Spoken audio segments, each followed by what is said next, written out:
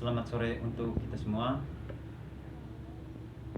Baik, sebelum saya mempresentasikan dari 5 jenis penyakit bakteri pada ikan, saya ingin memperkenalkan diri dulu. Nama lengkap saya Siprianus Tonce, NIM 1923811160, kelas A, semester 4, jurusan Perikanan dan Kelautan. Langsung saja. Dari 5 jenis penyakit bakteri pada ikan itu, yang pertama penyakit merah, yang kedua penyakit streptosiosis, yang ketiga penyakit mycobacteriosis, yang ketiga penyakit fibriosis, dan yang kelima penyakit IC-IC yang terdapat pada rumput laut. Yang pertama saya akan menjelaskan penyakit merah. Penyakit merah merupakan penyakit bakterial yang sering terjadi pada semua umur jenis ikan air tawar, meskipun jenis bakteri tersebut sering pula ditemukan pada ikan air payau dan air laut. Jadi dari jenis penyakit ini ada pun infeksi yang terjadi pada ikan. Infeksi bakteri ini biasanya berkaitan dengan kondisi stres akibat kepadatan tinggi, malnutrisi, penanganan yang baik, yang kurang baik, kualitas air yang buruk, fluktuasi suhu yang ekstrim, dan lain-lain.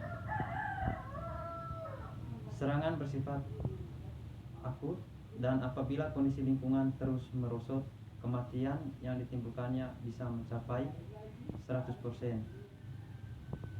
Sedangkan gejala klinis yang terdapat pada ikan yang berhubungan dengan penyakit merah, yaitu yang pertama warna tubuh kusam atau gelap, nafsu makan menurun, mengumpulkan dekat saluran pembuangan, kulit kasar, dan produksi lendir berlebihan. Dan terdapat juga pendarahan pada pangkal sirip ekor, sekitar anus, dan bagian tubuh lainnya. Sisiknya lepas, luka di sekitar mulut dan bagian tubuh. Dan ada juga jenis lainnya infeksi yang terdapat pada perutnya membengkak, dan dropsy yang berisi mencairkan merah kuningan.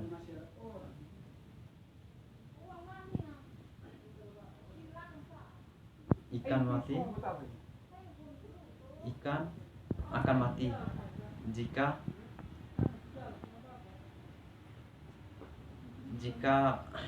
penyakit ini menularkan pada ikan tersebut.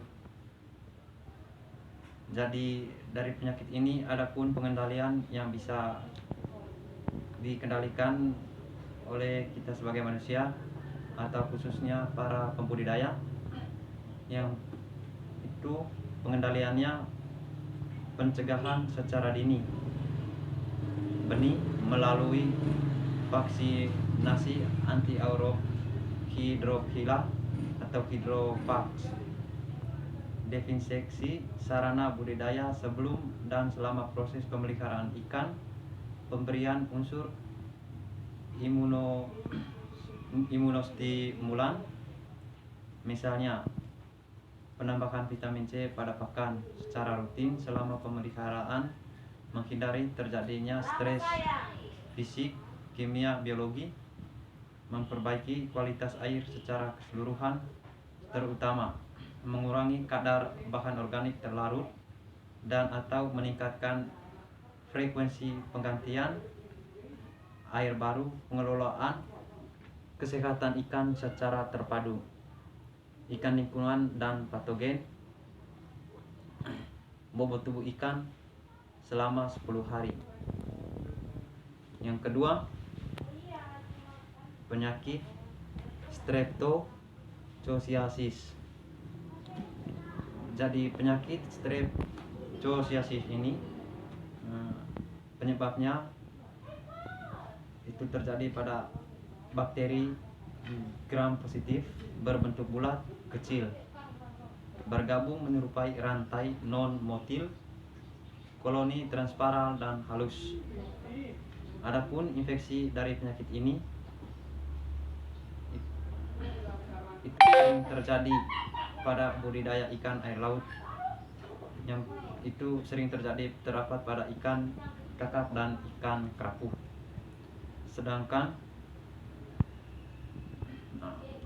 agalasti lebih banyak ditemukan pada ikan budidaya air tawar, khususnya pada ikan nila.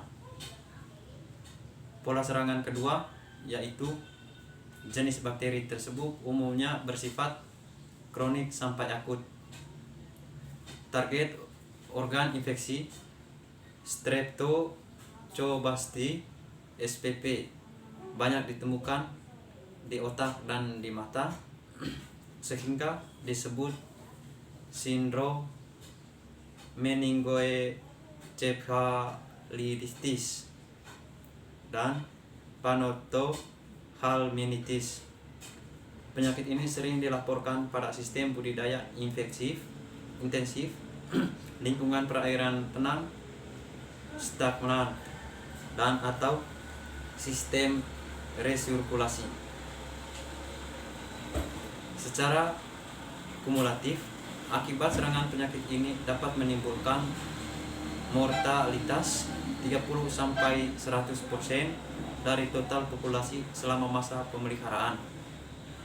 Dan penyakit ini merupakan kendala potensial yang harus diantisipasi berkenaan dengan program intensifikasi dan peningkatan produksi nilai nasional. Gejala klinis dari penyakit ini menunjukkan tingkah laku abnormal seperti kencang atau berputar serta mata menonjol, nafsu makan menurun, lemah, tubuh berwarna gelap, dan pertumbuhan lambat. Warna gelap di bawah rahang, mata menonjol, pendarahan, perut kembung atau mengembung, dropsy, dan terdapat luka yang berkembang menjadi borok. Tidak menunjukkan gejala klinis yang jelas kecuali kematian yang terus berlangsung.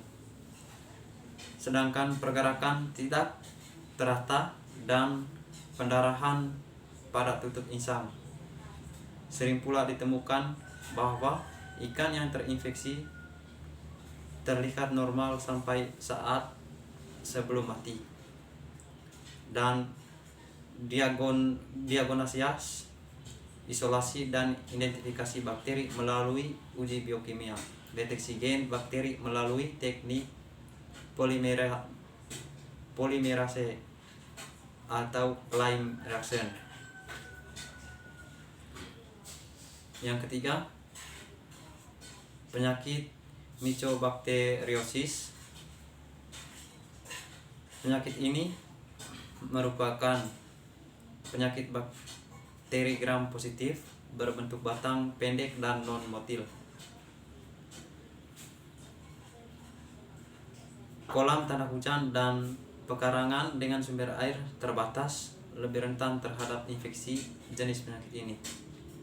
Penyakit ini juga menunjukkan gejala yang variatif, namun sering pula tidak menunjukkan gejala klinis sama sekali.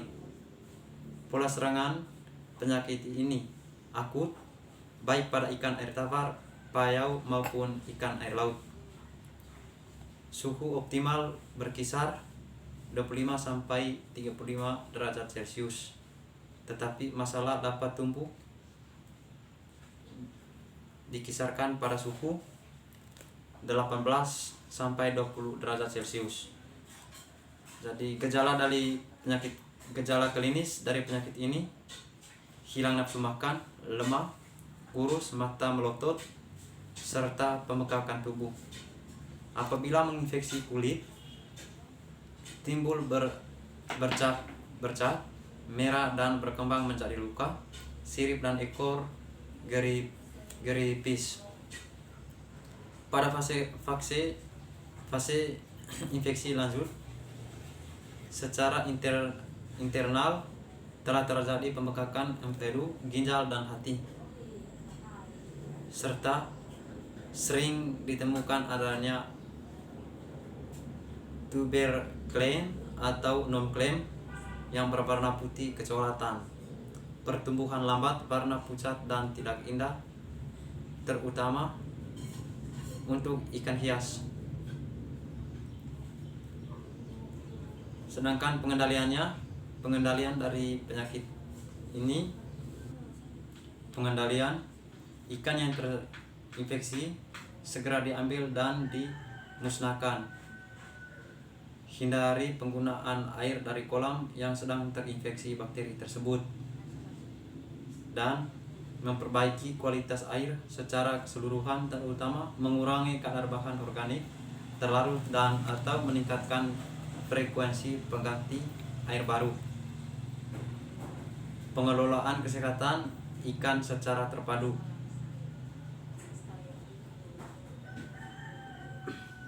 Dan ikan lingkungan, patogen peredaman vitamin B atau T 10 ppm selama 24 jam dan setelah itu dilakukan penggantian air baru. Yang keempat, penyakit fibriosis pada ikan.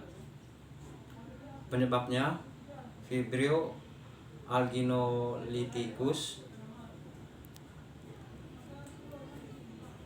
bakteri pada ekosistem air laut, dan fibriosis masih merupakan masalah utama bagi industri budidaya ikan laut. Dapat terjadi sepanjang tahun, namun umumnya terkait dengan stres akibat penanganan kepadatan tinggi ataupun perubahan cuaca yang ekstrim. Tingkat kematian ikan pada stadia larva hingga ukuran fingerling yang terserang bakteri ini dapat mencapai 80-90%. Gejala klinisnya lemah, hilang nafsu makan, berenang di permukaan air, dan warna kulit buram. Pengendaliannya, desinfeksi sarana budidaya sebelum dan selama proses pemeliharaan ikan, pemberian unsur imunostimulan, misalnya penambahan vitamin C pada pakan secara rutin selama pemeliharaan, menghindari terjadinya stres fisik, kimia, biologi. Pengelolaan kesehatan ikan secara terpadu, ikan lingkungan dan patogen, membatasi dan atau mengatur pemberian pakan dan mencampur pakan dengan obat-obatan.